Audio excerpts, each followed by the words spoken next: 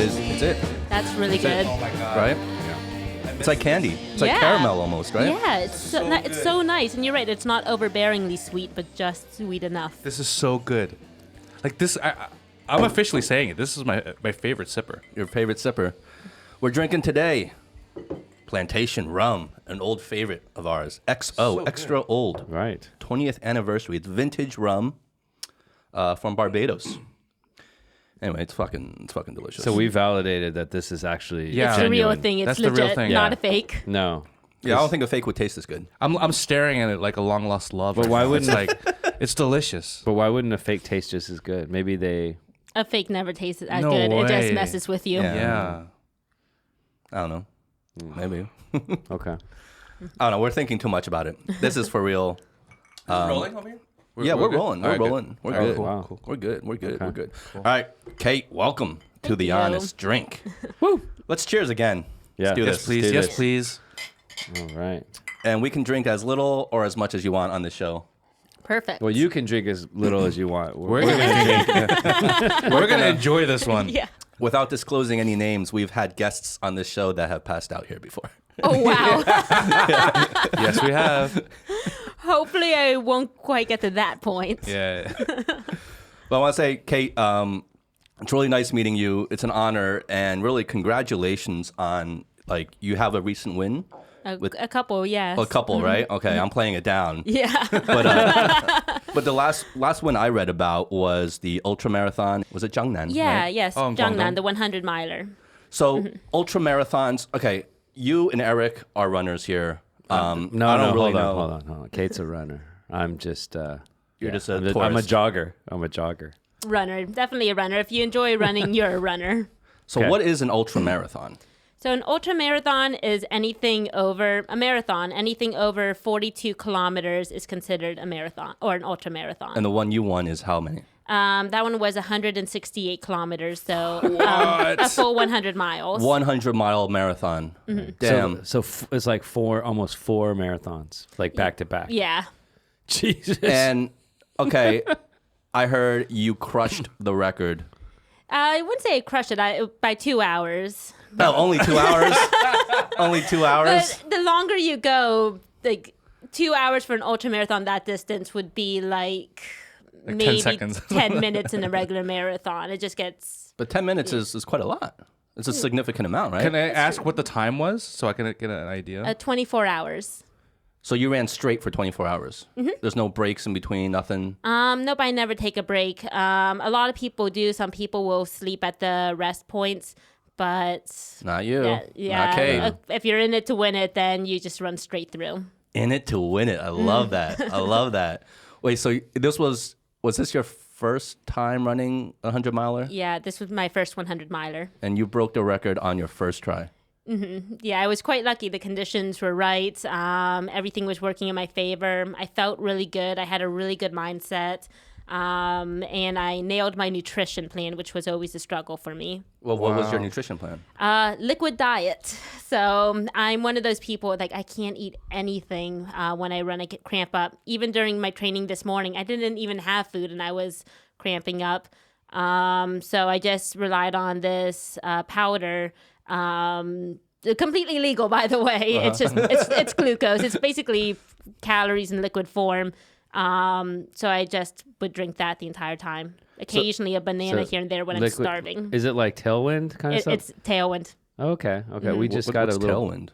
It's The powder yeah, kind of it's food. this magic Liquid powder. fuel. Yeah, liquid fuel. It's meant for endurance athletes who have stomach issues when they're running or cycling or whatnot. Wow.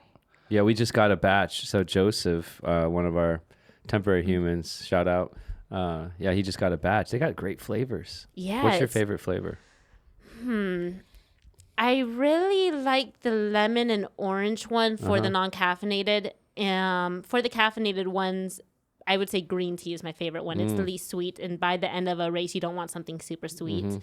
But yeah, I'll have to ask you where he got it from, since it's near impossible to get it in really? China. Oh, it's so hard. Oh, yeah, hit me up. Yeah, we just got a batch. It took a while, though. We need a it's- sponsorship now by Tailwind. Yeah. Well, I can help you with that. We just got a Are you sponsored by them? And I'm not. I'm hoping someday. First, we have to actually make it legal to sell in mainland China. Right now, I can get it in Hong Kong. It takes a long time, but It takes a long time. yeah, it took me 3 months to get my last batch. Okay. Wow. Okay.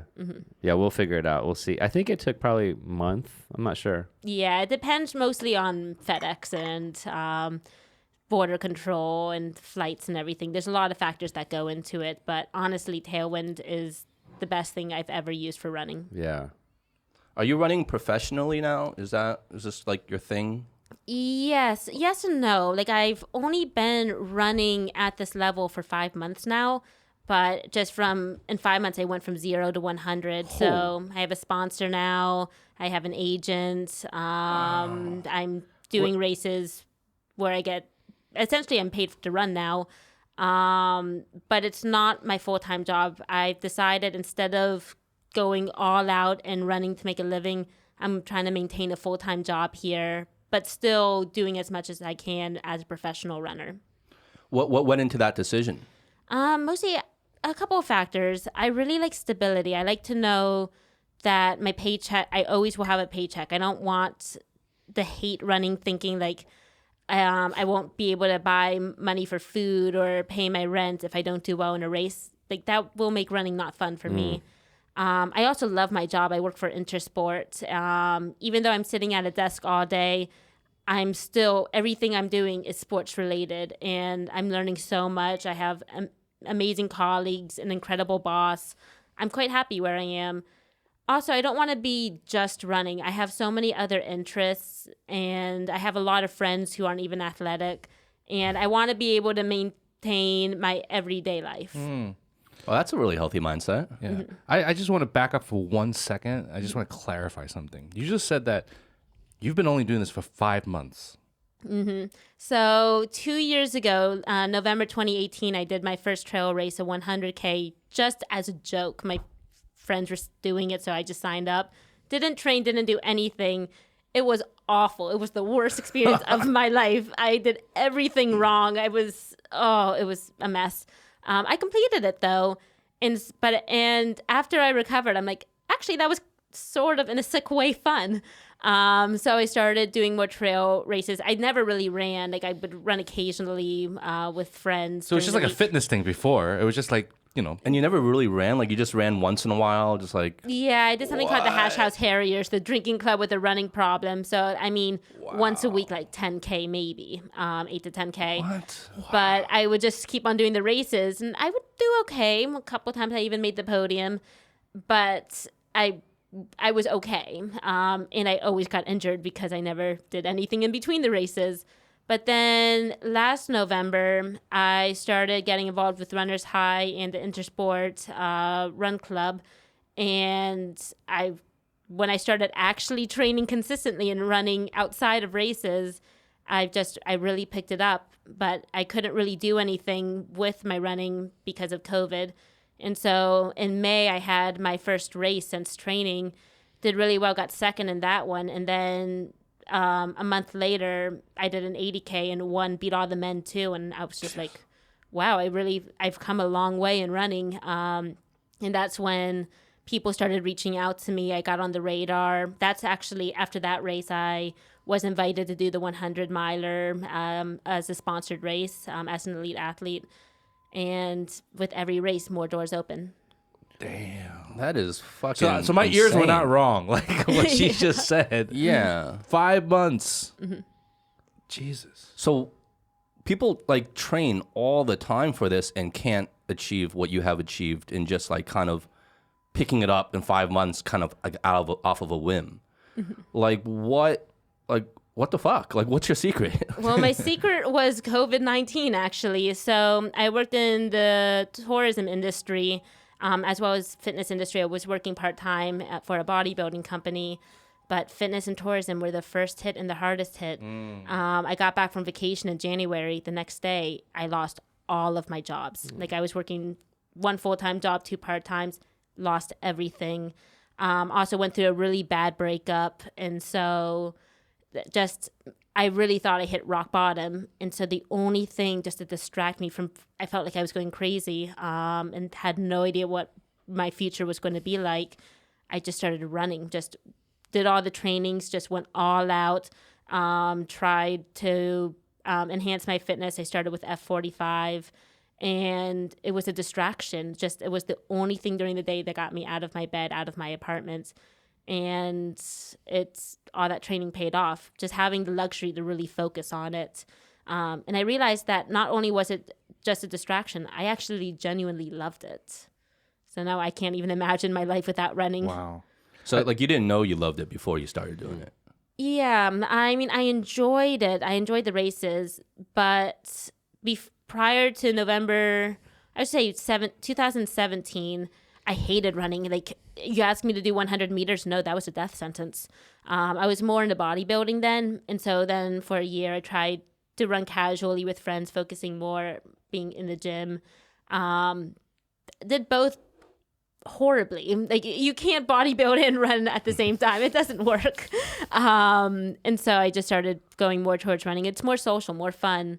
But it was only purely social. I couldn't even imagine running on my own. Wow. But then I realized, wow, this is fun. So even though I wake up at 4:30 a.m. every day to train, I wake up and I'm excited. I'm like, okay, what's today's workout? Wow. I feel like you must have some natural talent as well, that because otherwise if you don't have that natural talent plus that passion for it, you're not going to be able to achieve what you've achieved. Say, yeah. Oh, You know what I definitely. mean? I have incredible genes. Yeah. For a trail runner, like most people think of runners very slender, very petite sometimes. Well, no, I'm quite muscular actually. You're more built, yeah. Yeah, and I have a trail running body because you need overall fitness. I think my bodybuilding, I know my bodybuilding definitely helped with it. I already had the muscle to sprint up a mountain. I had the endurance. You're using poles like this all the time, so you really have to work your upper body. Balance is everything, a lot of core work. And so I've always been a more muscular person, and I have really good genes. Like, I mean, my uncle's been in the Guinness Book of World Records for push-ups. Wow. So, yeah, we have a strong family. Wow. So I just What have was the record? Yeah. 46,001 in 24 hours without leaving the push-up position. What? Wait, hold on for a second. 46,000 In one. in one, like doing like without leaving the push-up position, and it took him 24 hours. Yeah, I think I still have to ask him exactly how it is, but I think after 24 hours, he's like, I'm done. Mind blowing. Yeah. Kate, before I came out, I tried to squeeze in my little routine. I did 40. Nice. 40's so good. Like, I can't even do more than 10 right now. 46,000? Yeah, we have a pretty good genes in the family. Yeah, I would say. Yeah, I'm the only runner that I know of. Like, I started asking all my cousins and everyone, does anyone actually run? And everyone's like, no.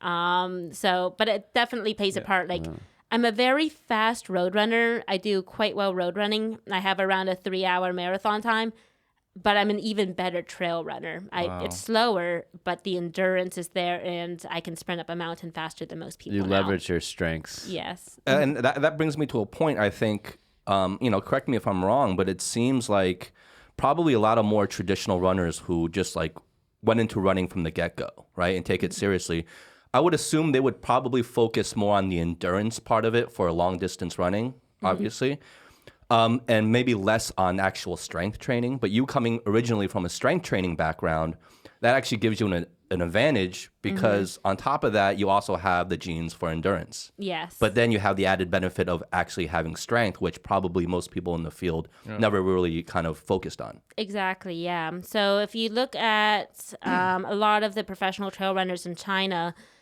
a lot of them, especially you've noticed this more with the women, they're pretty built. Like, I mean, I probably am one of the most built trail runners because I really focus on it. I love gym work, but we're definitely larger than the average runner, stronger muscles. But that's not to say, like, even if you train dress for road, you can still be an incredible trail runner. One of the best trail runners in the world, Yao Miao, she was going for the Olympics in China for the marathon. And I just saw a video of her the other day, and she's quite slender, but she's still one of the best trail runners. So I wouldn't say having the genes and being built is definitely a sure way to do well. It definitely does help though, but there are other ways. Even if you have a completely different body type, you can still dominate the trail running scene. What about height? Does height play any role in that? Yes and no. I like to think it does for me. Like, okay, my friends would disagree. I used to say, I'm so short, I never get hit in the head. I always end up with a concussion. Like half the races, I've hit my head pretty hard. Well, like and on branches or something? Oh, branches and everything. I have quite a few scars on my scalp now. Wow. A couple of them, like I had my first DNF in a major race a couple months ago because of a head injury. Your first what? DNF did not finish, so 30K into it, I had to drop out. So I can't say my height's helping me anymore with that. So what else do you hit your head on besides branches? Branches, rocks. Like trail running is the most dangerous running sport. Wow. So I'm waiting for the day until they require us to have helmets. Helmets. Yeah. Like I'm just picturing like almost like a wrestling helmet, something soft. Because in skiing, it requires helmets in skiing, and it's basically the same sport more or less. Instead of on skis, you're running though. Yeah. Yeah, because you're on the mountainous regions, right? And then boulders and rocks can be falling from the top. And Yeah, or tripping constantly. You hit your head. That's how. That's what happened when I DNF. I tripped and hit my head in a boulder. With the one that gave me a massive scar on the scalp of my head. A branch caught my bag, pulled me back, and then I got stabbed. Yeah, so during that race, I actually crossed the finish line, face completely red, because it's like Covered in blood. Yeah, just completely blood. So although I got first, they're like, "We're sorry, we can't publish your picture. You'll scare everyone." It's like out of a murder. Exactly. It Murder looked movie, awful. horror My movie. friends told What me, and I it's did like, to "Oh my win." god." A bloody Yes. a bloody girl running out of the woods, covered in blood. That's right. Have a horror Yeah, movie. that's exactly it. Yeah. whatever it takes. Exactly. Yeah, like I'm into it, and everyone's like, "No, stop, let me clean it." Like whenever I'm at the service station, I'm like, "Oh, make guanxi." So where do you rank right now in China overall? It's really hard to say. So the best way to compare trail runners, since it's not like a marathon where it's the same distance, more or less the same elevation. Every trail is completely different. You have different elevation, different terrain, different technicalities, or things in your way like roots and potholes. No trail will ever be the same. So it makes it really hard to compare trail runners around the world. So ITRA, the Trail Running Association, came up with this algorithm, which isn't perfect, but it's the best we have. And so to be a professional runner worldwide for women, you need 700 points. So to make it fair for everyone, since points do expire and carry less weight as time goes on, they froze everyone's points. So your races will actually still show up on the ITRA website. Like everyone has a portfolio, a resume, but your ranking is not affected at all, because it's not fair to the people who are stuck in isolation right now, or can't run or can't leave their houses. So my ranking is still from 2019, when I wasn't doing anything. So I had 500 points then. I got a hold of an updated score during an October race where I was over 600. But then I had that major win with the 100 miler, and in a really hard race a couple weeks ago for where all the other professional runners in Asia ranked or competed and ranked. I got third in that one. So I know both of those races are going to increase my score. So I don't think I've reached 700 yet, but I think I'm around 650, and 650 is considered professional in China. Wow. So 2021. You're gonna break through. Yeah, sure. so January 1st, everyone will find out what their new scores are. I'm So already they're unfreezing it January 1st for the new year. Yes. Oh. Mm-hmm. So that it's a big day to all Exciting. of us. All of us trail runners. Like I'm still checking to see if they updated it early. Do you get competitive? I'm sure you do, right? You have to be. Oh yeah, like you have to be competitive. You have to want it with every cell in your body to get first, to make the podium. So you're like looking at the other racers, like just staring them down, like. Yeah, I'll admit. So now that I'm a professional runner, for every race, like I don't have to pay for races anymore. I get invited to do them. And they make a special WeChat group for all the professional runners, because they're paying for our accommodation, transportation. They give us meals. So all the information's posted there. So I know most of the names. There's so many of us runners. and I'm recognizing the people in my category. So the people who do like the 100Ks, like I'm a very long distance runner, and I can kind of eyeball like where I'm going to, like, you never know. Anything can happen during a race, but I kind of know where I'm going to be compared to this person. But when someone pops up in a WeChat group where I've never met them before, don't know anything about them, I first ask my agent, like, okay, give me the status on Who is this this one. person? Who is this Do person? some digging around, Exactly. And then I'll go and stalk them on ITRA. And they're like, oh, okay, they're shorter distance. I don't need to worry about them. Yeah. But if they're longer distance, I'm like, okay, so I have a race next weekend where actually there's quite a few people I didn't know. I'm like, okay, there's 3 women I'm actually quite worried about. But no, it's really good. Like I'm competitive. Like, and you have to be, but it's still, I'm starting to really get to know them. They're a comfort seeing them, even though they might hand my head to me during the race. I still learn so much from them. And everyone's been so accepting of me as a new professional, especially being like one of 2 professionals in mainland China who's foreign. It's very rare here. And although most people, like I see the comments on the articles and things published about me, most people are super supportive and excited that there's a foreigner who reached this level. But occasionally I'll see a comment where it's just like, this foreigner shouldn't be racing at this level, or it's not fair to give her the privileges. She's not Chinese. And I mean, it's normal that you're never going to have everyone liking you. But it's good to see that actual other professional runners are supportive and are just like, don't listen to those comments. Like, you've earned this. You're doing well. They've given me tips. I did the Ningbo 100 a couple weeks ago where I think 2/3 of all the professional runners in China competed. It was, they invited us. It's a major race. I think they wanted to see us all kind of compete and where we ranked. And it was the first race this year where I didn't get first. They got made like a serious race, didn't get first. I got 3rd, and man, that 3rd meant more to me than any other race, like considering who my competition was. But more than winning or making the podium at that race, the most rewarding part of it was that I got to meet the professionals, and I learned so much talking with them over dinner. Like the guy who got 2nd place in 100, in the 100K, I did the 50K this time. He did the entire race in Hoka Rocket X shoes. It's a short distance road shoe. Like I'm surprised most people would go for like a speed go, which is a long distance trail shoe. He's like, no, it's too heavy. I needed something lighter. And so he like showed me different tricks and stuff, and that was cool. That's an opportunity most people would never get, to actually have dinner and pick these athletes' brains. And they're actually like sharing resources and tips with like their competitors. Really. Exactly, yeah. How big is the community, and like, I guess, when did trail running in China get sort of established? There's no clear answer to that. So some of my oldest friends in China, they were like the original trail runners. Like, these are people in their 40s and 50s now. They were really here when trail running became a thing.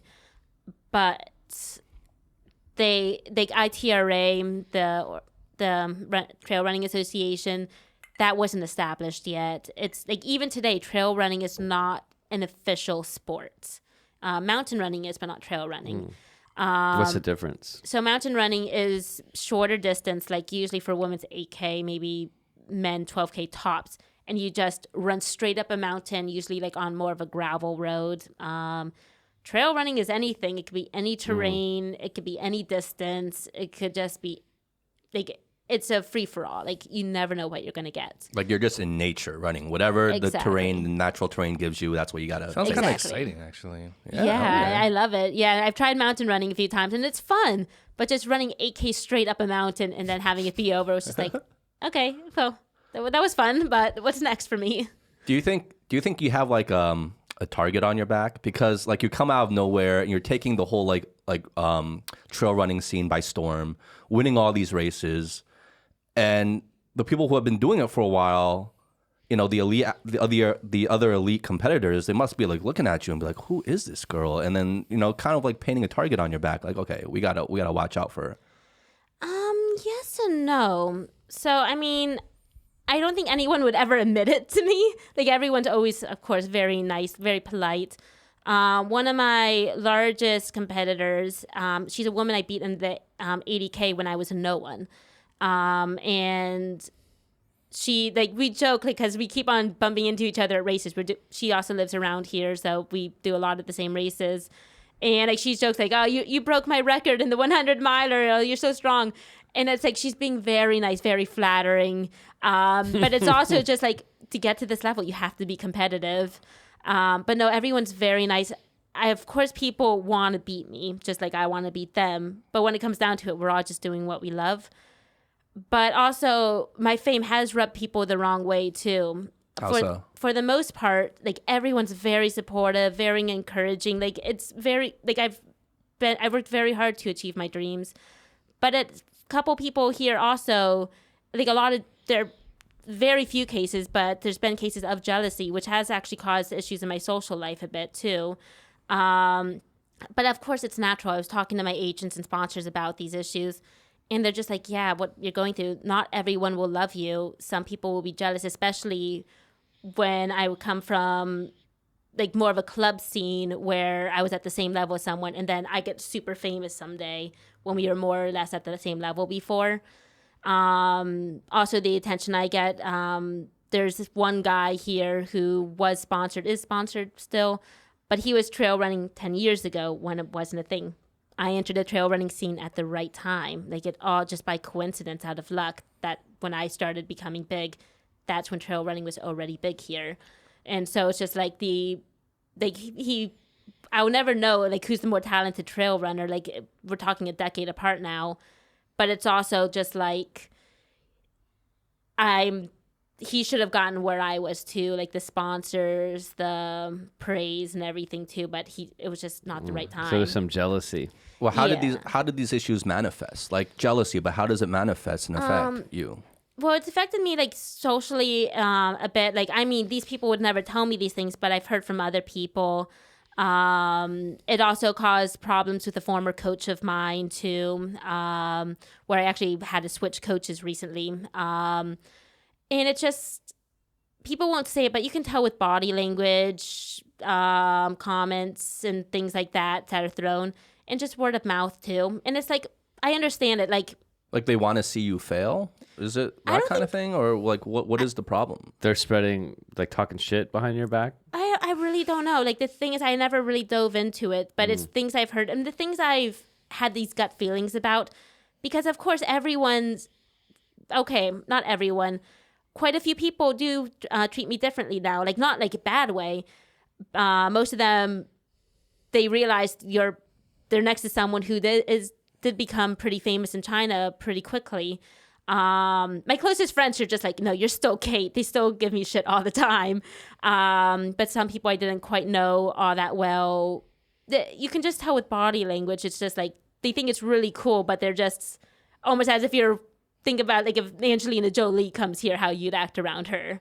But then it's also, you just have this hunch feeling that it's not just the warm feeling you got before from these people. But it's very, very, very few. But it is something that does make me sad. It's one of the downsides of this new fame. But then again, I was told this is very, very common. So is it something you're kind of more conscious of now in terms of how you might act or behave with other people, knowing this, knowing kind of like the trajectory you're on? Or are you just kind of like, I'm just going to be me, I'm comfortable in my own skin, who cares what they think? Or are you kind of more mindful of like, okay, like, maybe I need to be a little more humble or kind of just tone it down or whatever it is, I don't know. Yeah, well, I'm a very confident person, and that's really the trick to all this. I'm confident in my abilities. I know I'm not the best, but I'm confident enough to know like I'm doing well. I have the right mindset going into the races, and I carry that mindset with me around. I know I'm a very talented runner. I've done things most people couldn't even imagine, but I try my best not to rub in other people's faces. And so when I'm talking with people, I'm an open book. I say it how it is. It's not just work, it's also talent. But then when I am around people, I try not to rub it in their face. Like when I won the 100 miler, I was in so many articles. I had my WeChat contacts increased by like 500 people. I don't even know how they got my WeChat contact. Most of them, I got all these professional athletes contacting me to congratulate me. I had a couple offers for agents and sponsors. And I was just in so many articles and like all over WeChat. It was like 15 days of fame, more than. And so it was pretty cool because like for a famous athlete, the direct translation is goddess. So I'm always introduced as the foreign goddess, which I mean, that could go to your head. That's kind of fun. That's kind of fun. That could go to your head for sure. So, I mean, I did let it go to my head a little bit, but like not overly. I was just like, you guys are in the presence of a goddess right now. Come on, right? guys. It's like Newson. Oh, Yeah, that's yeah, right. Newson, yeah. Newson. But it was more of a joking way. Yeah. I don't think or at least hope I never got cocky about it. Because I also realized it can all be taken away in a second. It's such an unpredictable sport. But then, like, I was talking with my boss, Robin, and I'm like, okay, time to get back to real life. I think I let it get to my head a bit. He's like, oh, yeah. It's like It's okay to enjoy it for a little bit. Yeah, like, I enjoyed it. I realized I worked hard. Like, I could enjoy it a bit. But I also know just being a coach myself and being an athlete and knowing how it could rub people the wrong way, just keep it very jokingly, like just very casual. And if it's like, don't bring it up if it doesn't come up. Like, I'm still Kate. I have other interests. I'm just doing everything for fun. Running is a hobby for me. So does what do you think of someone like David Goggins? Because you kind of remind me of that, right? Like this ultra marathon runner, kind of like talking about mindset and like just like pushing through, breaking like records, right? Like what do you think of someone like him? Is he someone that you kind of resonate with in terms of your philosophy and mindset when you approach races? Well, I don't know quite a lot about him. I know who he is, but I try not, like, I've done a lot of research. I do seminars on the mental mindset now, and I've come up with a formula that I tested myself, and like right before the 100 miler, I tested all my theories, and it worked 100%. Granted, other factors were involved for me to get that win. But when I compare myself with other runners who also developed this mindset, I have to say we all have a similar mindset. We all have the most successful runners and athletes. We all go in confident in our abilities. We know we train hard. We realize there's other factors. We recognize the role of our team, which is our family, our friends, our team, our coaches, our dogs. Like anybody who has a role in what we do is our team. We recognize the importance of the minor things like making sure that you actually do foam rolling and you do strength work. Like it's all part, like your mental mindset, it's hundreds of different factors. And it's really, if you get the factors right, you'd find all the top athletes, whether they talk about them or not, we all have the same mindset for the most part. We know what we have to do, and we're all confident, and we just make sure we still love what we're doing. Do you have any, like, I'm just imagining for ultra marathons. I mean, you're out there, alone running, pushing yourself. And then when you have these walls that come up, which I'm sure happen pretty often. Oh, yes.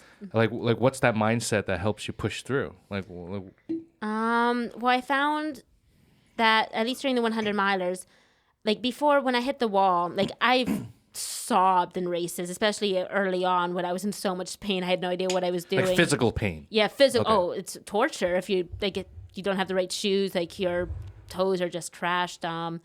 Physical pain, emotional pain. Like, oh my gosh, why am I doing this? Like I've definitely sobbed. I swore. Like everything. And that's completely okay to do.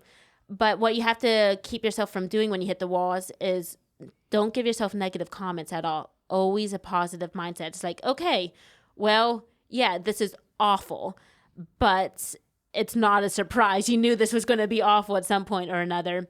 So during the 100 miler, I tested out my theories, and my number one rule, a couple rules. One was Don't get another concussion, which I did hit my head, but no That's a good concussion rule. this time. That's a good rule. Yeah. After Do like not 2 injure concussions, yourself. yes. Actually, Do not die. within the first 20K, I hit my head pretty hard on a branch. I'm like, damn it. But no concussion. I was so okay. And that was the last head injury. The second one was have fun, because like I was really at a low point. I hit like an all-time low. I was burnt out mentally and physically a couple weeks before going in. And the third one is stay positive. It will be a very short race or very long race. What do you want to make it as? So my number one rule is like, and there were times where I'm just like, oh my God, like, why is this in this race right now? Like, I've never had a race where I actually had to put my poles in my bag twice so I can actually rock climb up a mountain. It was so steep. It happened 2 or 3 times during the race. And I'm just, usually that would faze me. I'm just like, you gotta be kidding me. Like, I was trying not to think, oh, okay, if I fall, it could be a very painful death. And then other times it was like newly bulldozed road. I took a step and I'm waist deep in dirt. I'm just like, really? But instead of being like letting stuff like that phase out, where it's like 3 a.m., I'm alone on this mountain, waist high in dirt, I'm just like, oh, China. I said, oh, China a lot in my head quite often. I'm just like, okay, oh, China. Okay, let's do this. Just try to laugh everything off. Wow. I got lost quite a few times. Like the markings weren't great. And I'm just like, well, it is what it is. Good thing I have a watch now that beeps at me every 40 meters I'm off. It's like, get back on track. A couple of things went wrong. I was also, like, I didn't quite get my nutrition right. I have awful stomach issues when I race.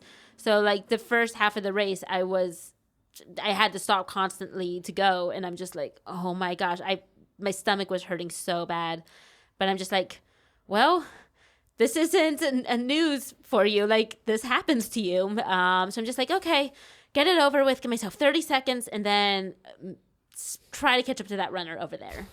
And just keeping it casual, keeping friendly. Whenever I saw someone at the service stations, always make sure I had a smile on my face. Like, it's amazing what forcing yourself to smile can do to you. Like, if you smile, you trick yourself into thinking, okay, I'm okay. Yeah. And I met some people along the race, like the people who got like the top 5 men. I was with every single one of them at one point or another. And I got to talk with them.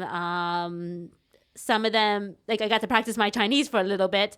The guy who got 5th place is now a good friend, and I'm going to, and he lives in Suzhou, and he's a top runner too. So now we're going to meet up and train. But I just always kept everything positive, and I'm 100% convinced that's how I did so well. I found out when there's women right on my back, like the first couple kilometers, they're like, or first couple stations, they're like, yeah, the women are only a few minutes behind you. Couple of times where, since I am very competitive, 1 or 2 women will come at the service station just as I'm leaving, and I'm like, oh no, and then I'm just like, I'm gonna outrun you right now. But instead of like having that freak me out, because like I knew I could do well, I'm just like, let's make this fun. Let's sprint the next section. Wow. Where do you think this, like this optimism or this confidence in the face of hardship comes from? Just research, because I knew mindset was a major aspect in endurance sports, and I was doing presentations for Intersport, getting them ready on the forgotten parts of running, so nutrition, injury prevention, and mindset. So I decided to tackle mindset first, and just interviewing so many elite runners, reading about them, reading books to get the presentation ready. I'm like, okay, well, I'm going to give my first presentation very soon. Let's put this all to the test. So everything I learned, I used a 100 miler as a test, and it worked 100%. Because I'm trying to wrap my mind around this, because it's one thing to say, yeah, you gotta stay positive, you gotta keep your mind in a good place. It's another thing is when your freaking mind is yelling at you, this fucking sucks. What the hell's wrong with you? You know what I mean? That voice is loud. Mm-hmm. And yeah, it's like we're drinking rum right now, sitting here. It's easy to say, hey, be positive, but when you're in so much pain, you're alone out there on the trail. It's dark. It's damp. I can't even imagine what you're going through. Yeah. Like, how do you actually stay positive? Well, what helped with me was a motto. So I tell everyone I meet, pick a motto. Your things are going to shit. pick a motto and that will make you cheer up a bit. So before, I always had this motto: every step closer. Every step you take is a step closer to the boys. The boys being my dogs. Like I think about my dogs all the time. You visualize your Yeah, dogs. it's like I do anything to be on the couch cuddling with them, maybe with a good book and So like everyone tea. needs to have that like thing, whatever it is for Exactly. them, right? Exactly. For you, it's your dogs. Yeah, and then I had a couple more. I'm like, okay, I need couple more mottos in case that gets old during this. So another one, Jiangnan or Shang. I have it tattooed to my leg right now. It means just basically overcome any challenge thrown at you. And so I'm like, I'm going to do that. Like 2020 was awful. Oh my gosh, it's been an awful year. Yeah, what a year, huh? Yeah, so I'm just like, How's it? What's happened in 2020? I don't know. yeah, you forgot already. Well, Kate won a race. Yeah. apparently. But it's just like, okay, I just overcame what most people would think as like a China fail and return home. I've done worse than this. Like, at least this is a much longer race. But remember your first one where you lost every toenail, was a bloody mess. You ran a race where you lost every toenail? Yeah, I didn't know back then for trail running shoes, you have to pick a trail running shoe 2 sizes larger than your normal running shoe. Your feet really swell. Yeah, no one told me that going into this race. I wasn't prepared at all. Like, I was in so much pain. I learned I have ITBS. That's like torture. That's literal torture. Like It was taking, torture. like- Yes, yeah. And I had ITBS, which is just agony in your knees. Something that you either have or don't. I didn't know how to take care of it. I didn't even know I had it until that race. So I'm like, okay, well, at least you're not in agony like that race. There's things like that really helped. And another motto that I read about that a lot of famous athletes use is, this is what you came here for. Yeah, you knew Embrace this. it. Yeah, you signed up for this. You signed up for this. You knew what it was going to be like. Why are you complaining? Like, you knew exactly what you were going into. Kate, I got to thank you for that one because that came in handy when we were in Chendahu. And definitely it wasn't super hard, it was just a half, but throughout the race, it was like, you could let up a little bit. And I'm like, no, this is what you came for. And so when things got a little bit painful, you kind of pushed through. So that was super helpful. Oh, I'm glad. I'm really glad. Like, I love it when people actually use the advice I give and say, yeah, that really helped. For me, everything I learn, I want to share with everyone else. Like, I am where I am today because of free advice, free trainings. And the best way to thank those people, I think, is to pay it forward. Yeah. So it makes me really happy to hear that the advice helped and that you're using it. Oh, for sure. I took lots of notes. So you gave a workshop, right? A couple of weeks ago, and it's about mental strength. And I remember you saying like the key success factors. There are like 3 key success factors as far as like being an athlete: physical ability, how hard you work, and the mental game. For this workshop, you only talked about the mental game. Can you tell us a little bit more about sort of like how you came up with this workshop? I mean, it was like 2 hours of just like packed, like hardcore, like, like if you want to run a 100-mile race and you want to do well, like go to the workshop. Yeah, I need to adapt it too to make it suitable for other distances as well. But yeah, I did tell everyone I can talk a lot. My boss was actually saying, man, when you said it was 2 hours, I didn't think it actually used up the full 2 hours. But yeah, I decided the mental strength, like those 3 key factors, they're not my original idea. That's something I read about. But I decided to really hammer on the mental game because your mental ability is so much more than your physical ability. Like, okay, maybe not sprinting 100 meters, that's purely physical. But when you're out there for, I'd say, anything more than like a 10K, it's really like it's not going to be comfortable. There's going to be at some point, like you're going to be out of breath, heaving. You're going to be in physical pain. You're going to be bored. You're going to be developing a blister. You're going to get cramps. Something is going to go wrong. They're very, very, very rarely, it's almost unheard of for everything to go right during a race. But what pushes you through is your mental strength. Like, okay, how much are you willing to endure? How much do you want this? And like physical ability, it's mental strength. It doesn't come just overnight. Going to my workshop, you're going to learn tips, but you're not going to have the mindset of gold after. It's something you have to work on. So you know what you have to do. You know the thoughts, you know the theories. Put into practice every single training session, every race, every competition. Just constantly practice it. Like apply it. Right? Exactly. It's like applying mindset it. is also, it's just like any other muscle. You need to work it out. Yeah. you know? Exactly. Yeah. So I decided to really hammer on the mindset because it's so forgotten. How many times when you're running, when you're thinking, okay, I have the right shoes on, I have the right clothes for the weather, I have my water. How many times do you think, okay, how's my mindset? How's my mental state right now? People don't think about it. It's such a forgotten area, and it's really the most crucial factor, in my opinion, after the necessities of getting the right pair of shoes and stuff like that. Well, I think the distinction that you made in terms of you have to practice it, you have to apply it. That's the only way you're actually going to inherit these mindsets, right? Exactly. I think that's a really important distinction because, like, we talk about a lot of things on the show, right? And there's a lot of people, you read a lot of books, you try to absorb a lot of information. And for a lot of people, I feel like that's already good enough. Like, I've read the book. I've absorbed that information.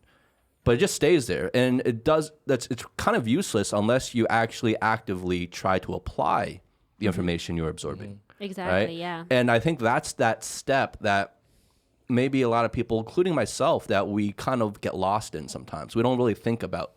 We stop at, okay, I've read the book, I've read the rules, I've heard the tips, and okay, I'm good. I have it in my brain. But it doesn't do anything if it just stays in your brain. You have to actually apply it and make use of it and see if it works for yourself in like real life situations. Exactly, yeah. And in terms of everything I gave in the presentation, I threw a lot of information at all the participants. So when I decided to put everything to the test, I chose the 100 miler to do that because 100 miles, you have time to put everything to the test. But for the shorter races, really focus on one thing. Like for me, it was just like, I'd say I put everything to the test in the 100 miler, but the main things I wanted to work on was staying positive, and make sure you're loving what you do. So there's so many other things I could have hammered too, but those two were the ones I definitely forget many times, especially after like my mental breakdown a few weeks before the race where I was just so burned out. I'm like, my friend looked at me, she's like, you're not loving what you do. You don't love running right now. You're not the Kate we know. And so it's like, okay, well, I'm going to make sure like this race can go in so many directions. I want to make sure that I love every moment of it. Even if I'm not physically enjoying it like that last 20K, I wanted to love the experience. Was it things going on in your personal life that you had this like kind of breakdown or burnout? I was just... Or was it physical? Both. Definitely both. I remember it was Halloween. I was running for the stupid insanity challenge that my friends and I were doing. I was running my 100K and it wasn't going well. It was a week after my DNF in Saigu where I was supposed to get my 100K requirement in. I cut up my knee. I had stitches in my knee. And I mean, it was fine. But when you're running... that hurt. Like that night, all the stitches were ripped out. So physically, I was in so much pain, and mentally, I wasn't getting the support I really needed from the people in the insanity group. It was like one of those things that I mentioned before. Someone left me a message where it was just like, wow, like it was more than just the challenge. It was like you actually do kind of want to see me fail in this. Like it's something, I mean, I knew before talking with people before I knew the incident, but it hit me and that was kind of a low point. Like it was just like, wow, people actually want to see me fail for months. And knowing that it was hard. And I was exhausted too, like leading up to it. I wasn't training the right way. Just doing a lot of races, getting a lot of attention, still trying to do my job 100%, trying to make time for other aspects of my life. I was burned out. I wasn't doing well. So when my friend's like, you don't love running, it's a stressor for you, you're not enjoying it, what are you going to do? Like, you're not going to last much longer the way you're going. So I'm like, you're right. I have to love what I'm doing. Like, if I don't love what I'm doing, why am I there? Like, I'm not going to even do well. Like, why am I at that start line then? So I decided, I recovered a bit. Like 2 days before the race, I got the stitches out of my knee, and like the new set of stitches after I ripped them out on Halloween. And I'm like, okay, physically, I'm okay. Mentally, I'm okay enough. But during this race, like, you have a lot of time to think. So I'm like, okay, no negative thoughts. Like, everything that I've heard, I get negative, just let it wash away. Like, don't think about it. Focus on the support you do have. And that was the key. That's how I stayed positive the entire time. Can I ask you something? I'm curious about this. So for training, when you're training for this 100-mile run, do you actually do a 100-mile run in one time? No. You don't do that, right? No. So basically, when you actually do the race, it's the first time you're going through that whole length. Exactly, yeah. That's crazy. So you do use other races to prepare. So all my 100Ks I've done before, like my last completed race before the 100-miler was 120K, only 40K, or in my case, 132K because I got lost. But that was only 30K less than, or a little more, 40K less than what I was doing. It's pretty close. Yeah. But usually the rule is when you're preparing, the longest mileage you should have in 1 week, or should be around 3 or 4 weeks before the race itself. And the weekly mileage should be about equivalent to the distance of the race you're doing. So if I was doing 168K next week, 2 or 3 weeks ago, I should have done around 168K throughout that week. I mean, I didn't get there, of course. I only topped that around 130 because I do work full time. I do have other things. I need to sleep too. Yeah. But the more you run, the more comfortable it is, the better you're going to be at it. Well, you have to like manage yourself, right? You have to like manage your body, manage your energy, I would have to assume. And I really have to assume it can't be healthy. It can't be good for your body to run a 100-mile trail run.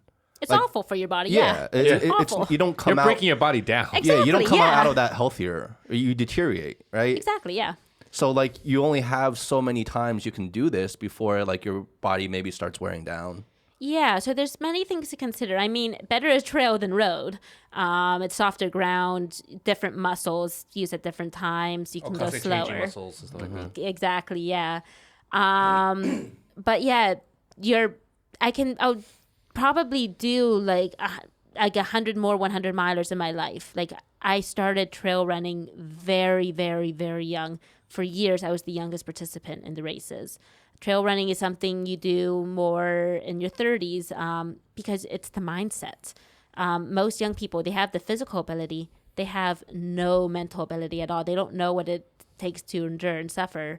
Whereas those who are older, regardless of if it's from physical suffering or something else going on in their life, they have the mental strength. So you're the youngest one in the field by far.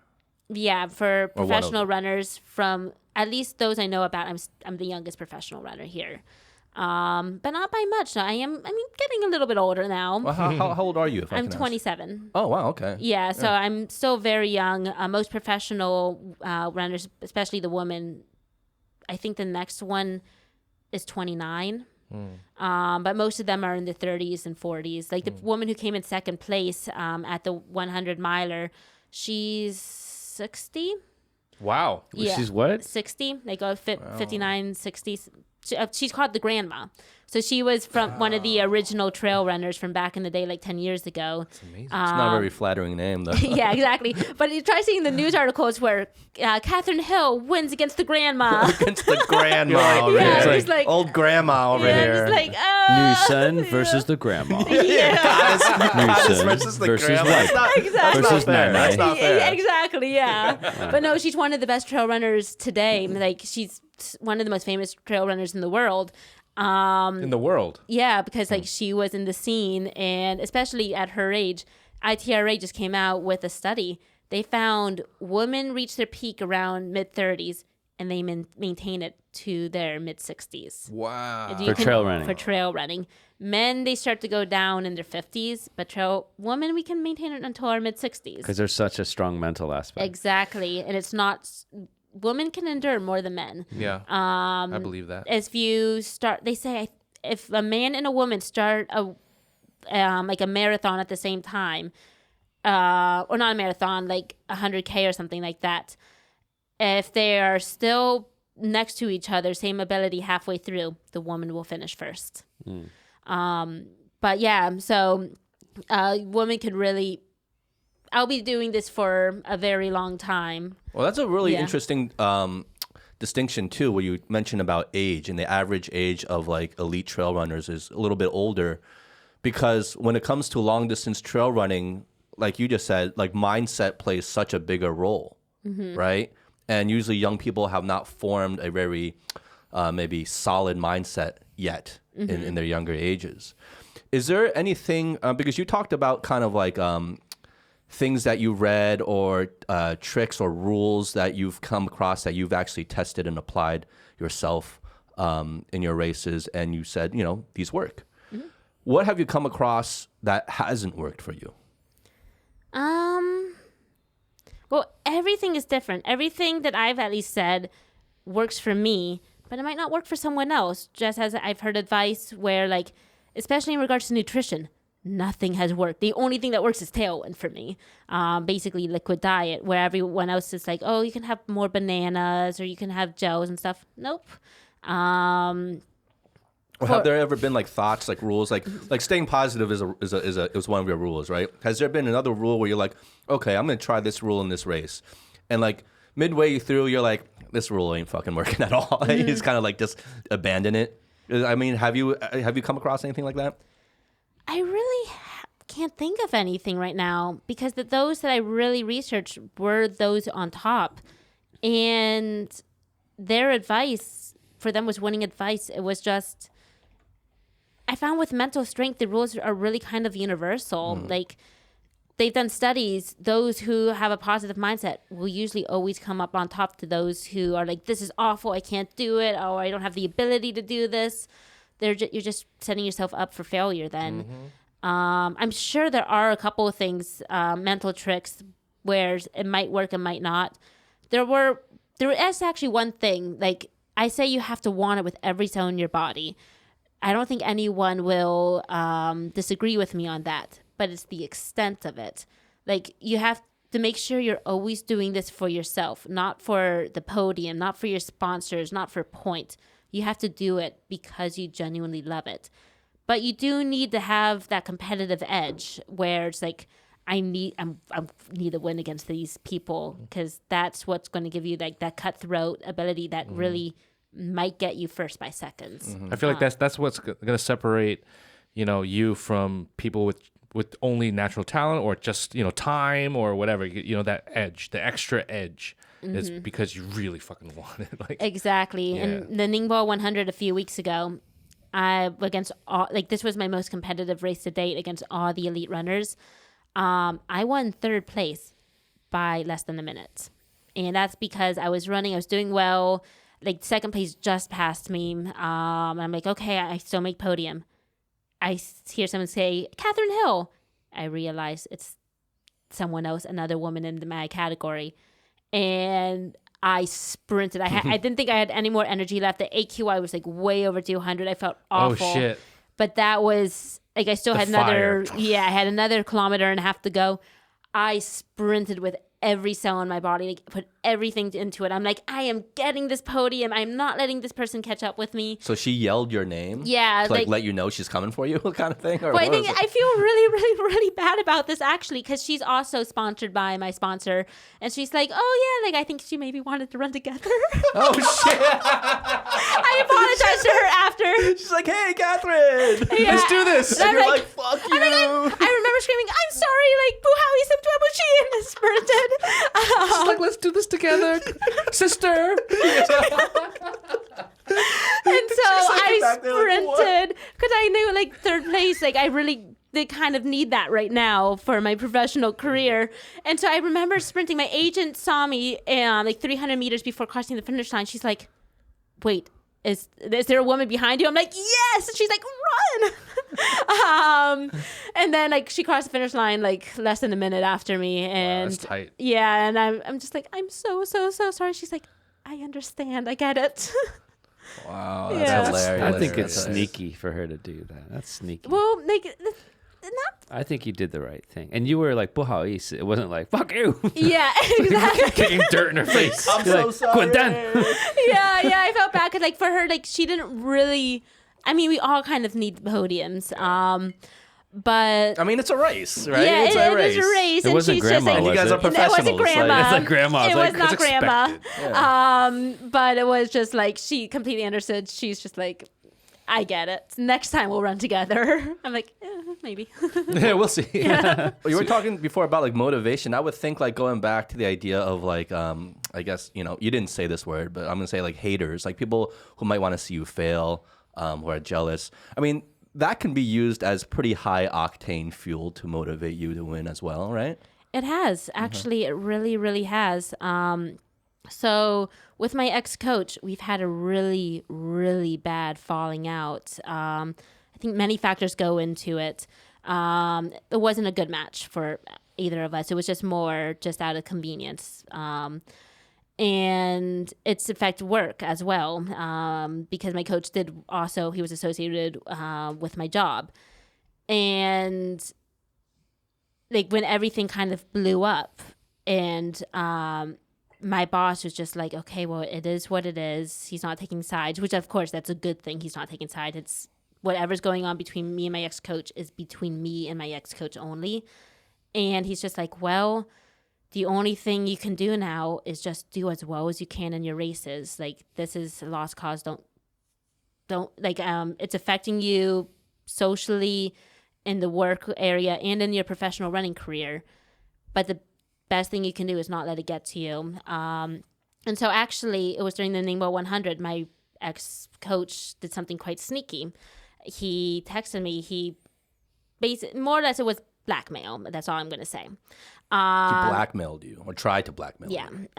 And he started up right before Ningbo 100. Like, he sent the message hours before I got to the start line.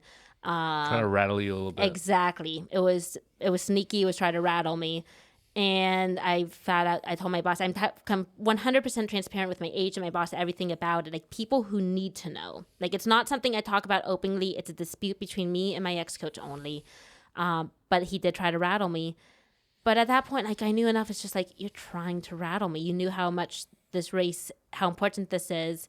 So I just muted the group chat, and I told everybody in the need to know, like, hey, I muted my group chat. I muted these group chats with this person.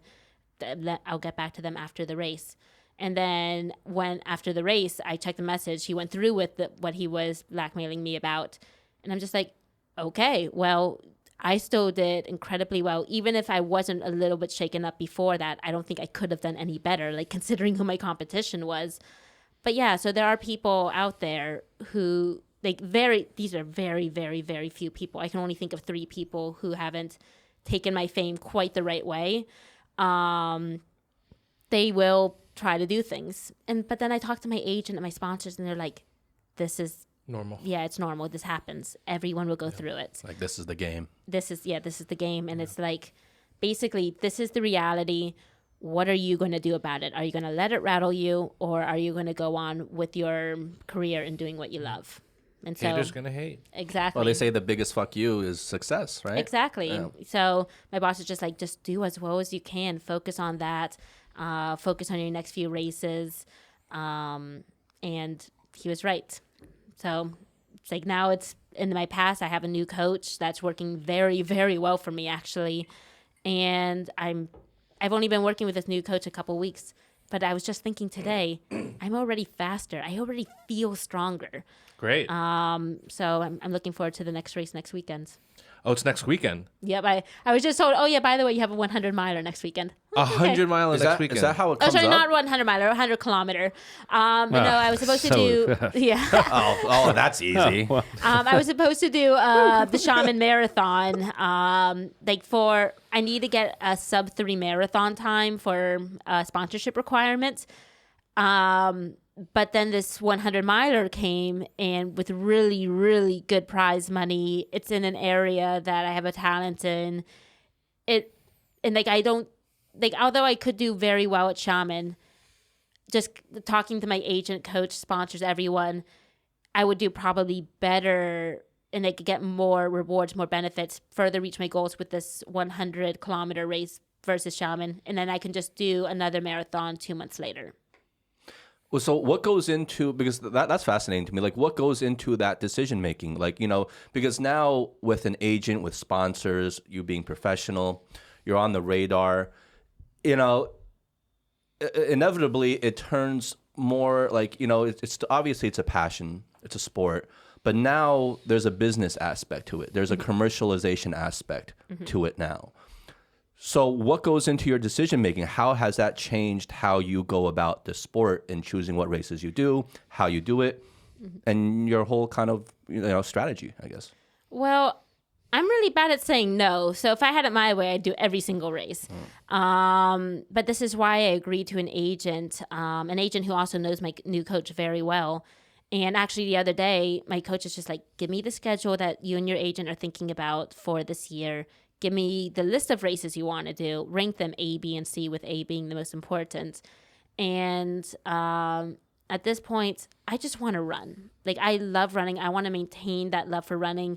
I want to make sure it always kind of stays more of a hobby rather than a career for me. Like, it is definitely counts as like a part-time job at this point. Like, I get money when I run now, but I need to make sure I don't ever financially depend on it or do it for monetary purposes. And so my agent, she's constantly texting me with races. She's like, she looks at races that are very famous, very big, that can help increase my image, reputation, as I am a celebrity now, especially on media. Like, you can't separate the two. Professional athletes are also media stars. Whether or not they actually control their own media is another thing, but you have to be big on media. And so she's like, okay, do the races that will either get your face out there or the ones that come with a lot of money. So this race I'm doing next weekend, it comes with a lot of money. Like what's the bounty? Like what's the prize money? It's, if I get first place, 10,000 renminbi. Really? Yeah. Okay. And so so it's really good. Like, there's some races with more money, some with less. But she's picking those ones because also, like, I'm an American. I'm still a young American. I still have grad school loans to pay off. My new coach isn't free. I have 2 dogs that have vet bills. Like, I'm doing what I love, but just because I'm a professional athlete doesn't mean I make a lot of money now. And so I do have to think if I'm going to do this more often. Although I get my transportation, accommodation, race fees, like, all paid for now, since I am giving up an entire weekend, it is nice to get something in return, like almost as like a part-time job. And so my agent, she's really just choosing races that either help me become more famous or come with prize money so I can pay off my everyday life expenses. That's great. I mean, that's her job, right? Yeah. Like our last guest, we had Dr. Ryan Thorpe on, and he was basically saying this, he's a writer, he's an author, and he has a literary agent and publishers that he works with. And basically, he was basically saying the same thing. Like, as a writer, you kind of see yourself as an artist, or in your context, it's an athlete, and then you have to kind of balance that business aspect of it. And the publishers or literary agents' kind of role is really to think about the business. How do I maximize your profits from this? Right? Exactly, yes. And it's a win-win situation with her. I have a very unique situation. I'm actually so lucky. So my agent's she turned into a really good friend of mine. We started hitting it off before we even considered an agent role. But I had quite a few people come up to me, like, very in the scene, saying, hey, do you want to take me on as your agent? But it comes with a price. For my agent Diana, she's like, I'll do it for free. Like, I don't have quite the connections as everyone else, but like I have nothing else to do. Like she's right now a freelancer, and it's just like when I go to a race, usually like she can stay in the hotel room with me. I'll try to get her a free entry as well. When I get a product, like for Ningbo, I won so many prizes. Like in addition to a monetary prize, a lot of different products, and like the products I'll never use. Like I use what I know, and what I know is working for me. There's no reason for me to change now. So I'm like, okay, here you go, Diana, have all this. She's like, awesome. Yeah. So it's kind of a win-win situation for her as well. Like managing me, it's experience for her. She could say, this is my first athlete client. So you were her first. Like she wasn't really an agent before this. Yep, I'm her first. She was just someone you really trusted, and she was Exactly. capable. Well, that's important too. Yeah. Trust is a huge thing. Exactly. Yeah, I met her at the Jiangnan 100 race. I remember the first time I met her was before I won the race. It was bid pickup, and she just called out my name, Kathryn Hill.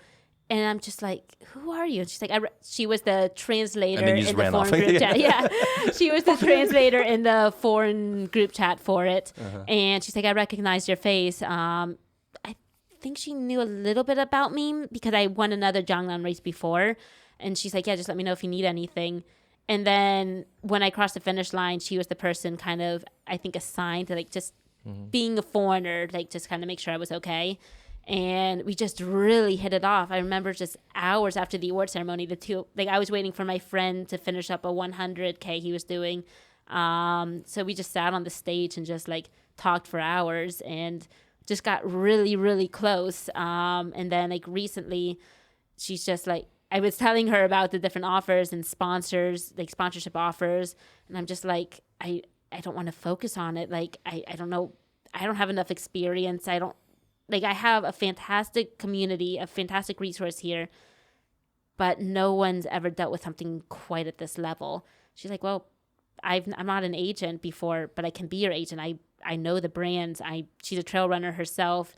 She's native Chinese, educated in the States, so she has both worlds going for her. She's connected to everyone, and her good friends are my main sponsors now. So it just...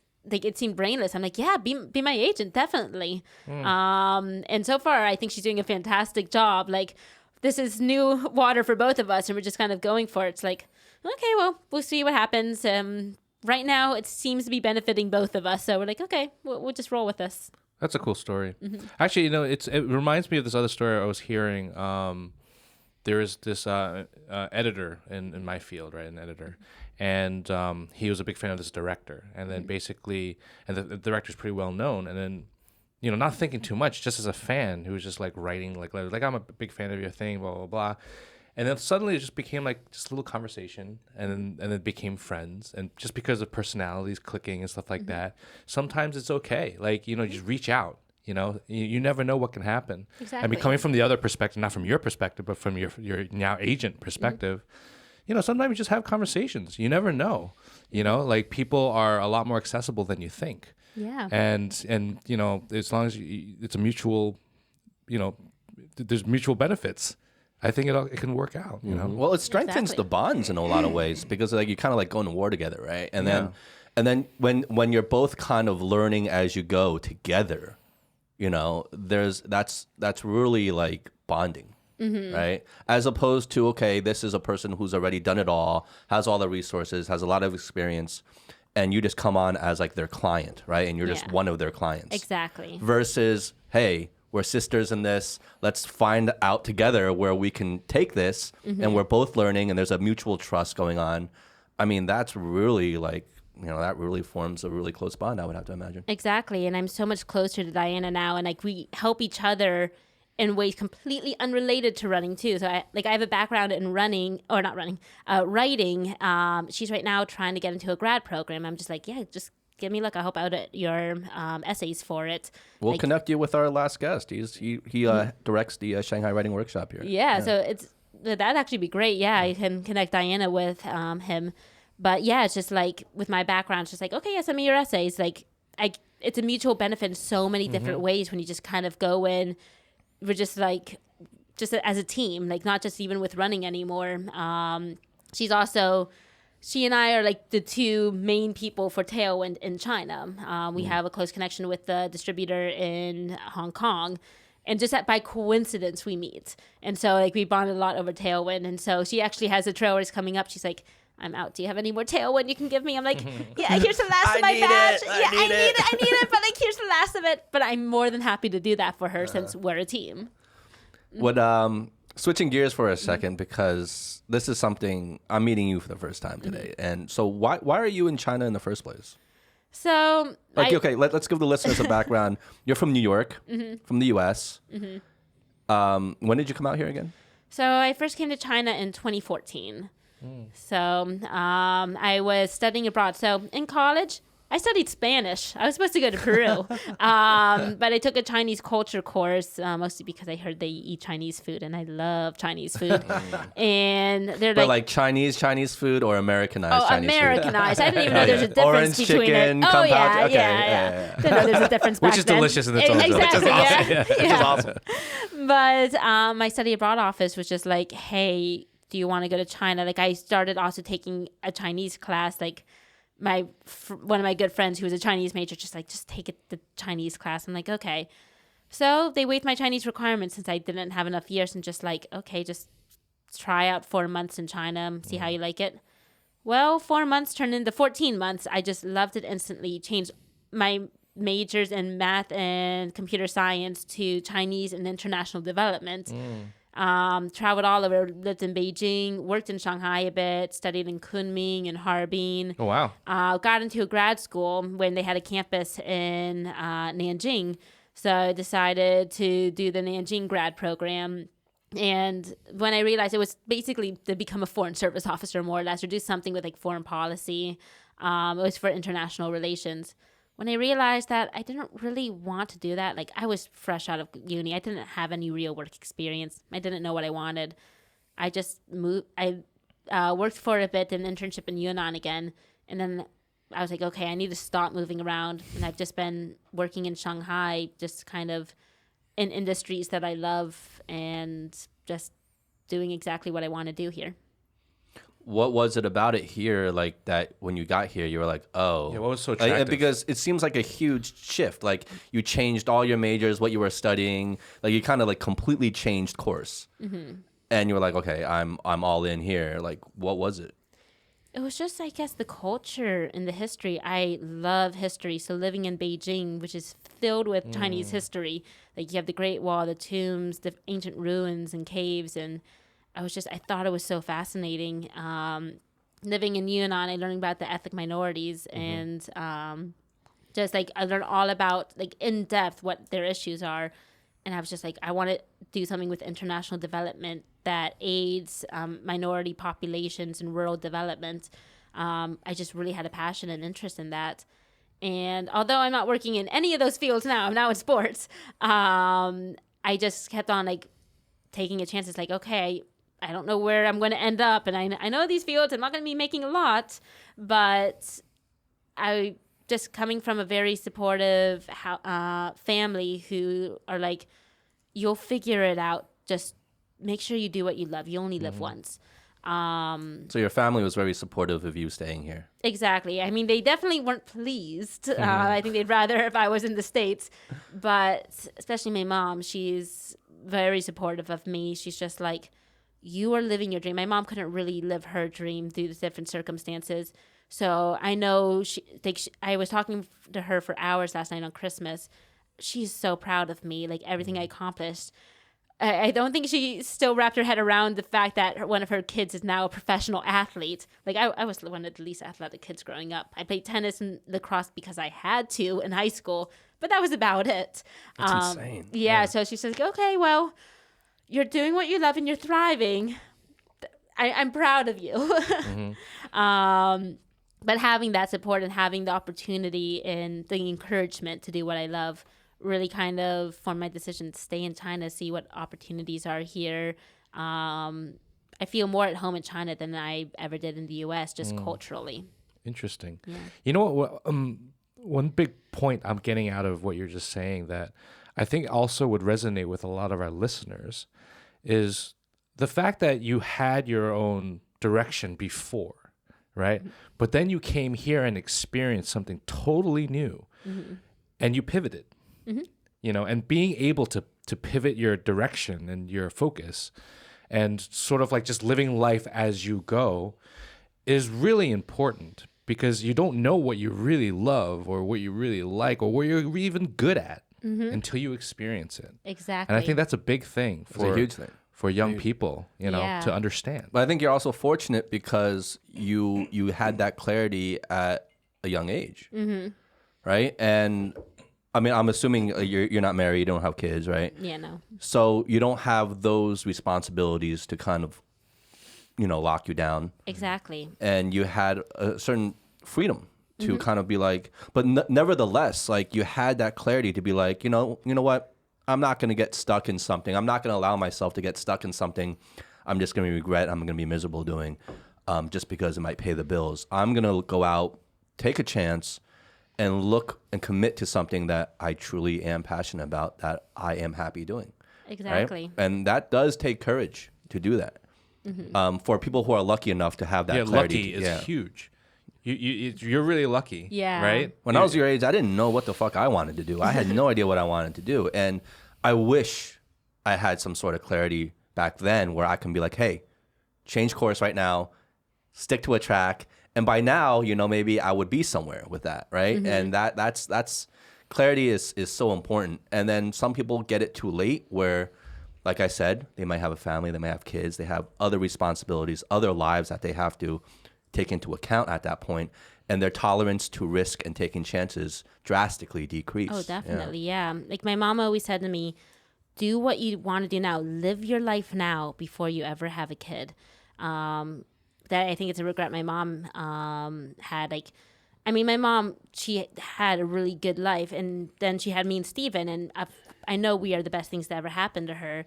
But she had to make a lot of sacrifices, do a job she doesn't love, had to make a lot of choices in order to provide for my brother and me. And I think if she didn't make those sacrifices, I wouldn't be where I am today. Like, I don't even know where I'd be. My mom has done so much. And so she said, like, your kids are going to be the most important people in your life, and your life will, like, all of your choices will be affected by how it affects them. So just do what you want. Travel now, live your life now. And she's just like, she just wanted me to always follow my passion. So I had two major pivots, going from what I thought was secure with math and computer science. Like, I mean, it's interesting. I still really am fascinated by those subjects. Doing something that's like, okay, Chinese and international development. Well, it could go really well, it could go really wrong, but I'm interested. So, okay, we'll do this. In China, okay. And then when I shifted my focus from like nonprofits, rural development, and history to sports, where my mom's just like, It's like, wait, what? yeah, she's like, you in sports? Like, okay, like, And it's not even like a mainstream sport. It's like trail running. And you're like, exactly. what? And like, I hated running growing up. Oh my gosh, you couldn't get me to run at all growing up. But she realized, like, she sees how passionate I am. She's never seen me run. I've never really ran in the States before, but I update her all the time. I'm like, oh, I'm going to another race. Like, when she talks to me, when I talk about running, I know she can sense how passionate about it and how happy I am. I've been sending her all the articles I see about me. She can't read any of them. They're all in Chinese. But, like, she Well, some of them have English. Yeah, a couple of them. transcription, Yeah. So, I sent her those, and she's like, well, you're doing what you love, and you're thriving. You're really, like, you're doing it the right way. Yeah, you're doing it. Like, so I actually had a very long conversation with her last night. Like, it's been a long time since, like, due to the time difference, where I could really sit down with her and talk about how everything's going. It's one of those heart-to-hearts that you don't have all that often. And she's like, okay, well, there's still a lot of COVID-related things that need to be taken into consideration, a lot of, like, the impact of COVID in both of our lives. But she's like, don't give up running. Like, you love doing this. Basically, she's like, yeah, you have the right mindset in this. Don't make it a full passion. Don't put in like 100% into this. Make sure you still have time for the other people and other things in your life, but still you're doing it. Go for it. Keep it up. And just make sure you always love what you're doing. That's beautifully said, Kate. That's really beautiful. Is she still in New York right now? Yes. Okay, they're okay? Yeah, she's Okay, okay. handling everything okay over there? Everyone's okay. It's just lonely holidays. Everyone's has to stay put for the most part, but it is what it is. So what do you got coming up in 2021? What are your major goals? Do well in the race starting at 10 p.m. on January 1st, that 100K. Which just like came up out of like spontaneously. Yeah, out of I the blue. learned Like, about you it, have to like, run last week. 100K. It Yeah. starts at 10 p.m. 10 p.m. Yeah. Wow. Which So I, you like, can- even Through I the night. question that. Like usually night races are something they do in the summer when Right. it's so hot. Right. But I'm just like, seriously, a winter race at night. And it's supposed to be like below freezing soon here. Yeah. How do you dress for something like that then? Lots of layers. Like for me, I'm most comfortable in a t-shirt and shorts. That's it.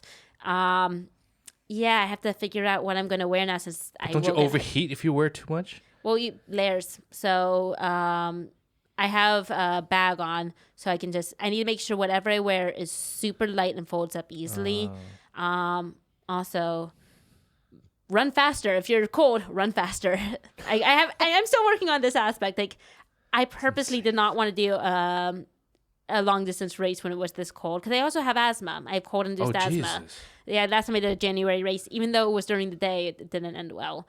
But I'm more prepared now. I'm more aware. I know what to expect. I've seen pictures of past races. We're supposed to have pretty good, like decent weather. Not supposed to rain this year, but it's gonna just talk to people. Do what I know works for me. I'm out training every single day at 4:30. It's been warm the last couple of nights, but a couple mornings ago, it was really cold. 4:30 in the morning? Yep, I wake up at 4:30 a.m. every day to train.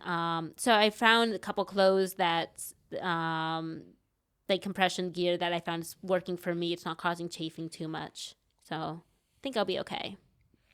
Well, I don't even know what to say. You're incredible. Yes. Like I can't even wrap my mind around. You literally are like the female version of David Goggins. You should look more into him because you guys are like pretty much the same people. You're just the female version of him. Okay, yeah, I'll definitely look into him more. He's insane just like you are. Well, you He's insane have just to like have you a are. degree of insanity to Of do course. something like this. Of Can't be Yes. normal. Yeah, exactly. In any field, you know, if you Yeah. want to reach the top, you cannot be a normal person. Hence you're at the top. You know what I mean? Exactly, yeah. Hence Well, extraordinary. What Yeah. makes Yeah. Kate more amazing is that she didn't go through this crazy, like David Goggins went through a had lot of shit. really Yeah. brutal childhood, and so like this perseverance, resilience, optimism, like you've grown this internally yourself, right? Not as a response to, like he had a really traumatic childhood. So Yeah. I think it's even a more powerful story. Yeah. I just don't understand how you go from like hating running, like running at all, Yeah. to now being like one of the most elite and most like talked about like ultra runners here. You know, Yeah. it's like it's ridiculous.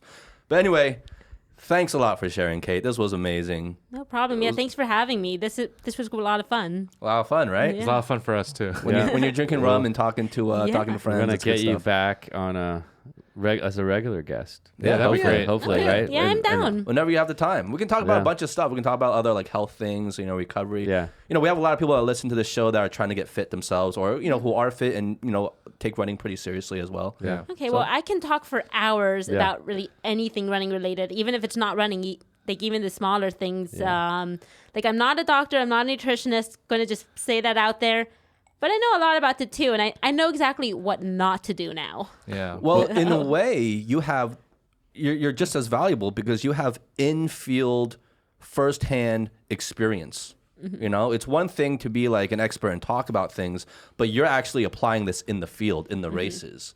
So that's. Well, she's the doctor and the patient. Yeah. herself. So. Yeah, don't tell my PT that.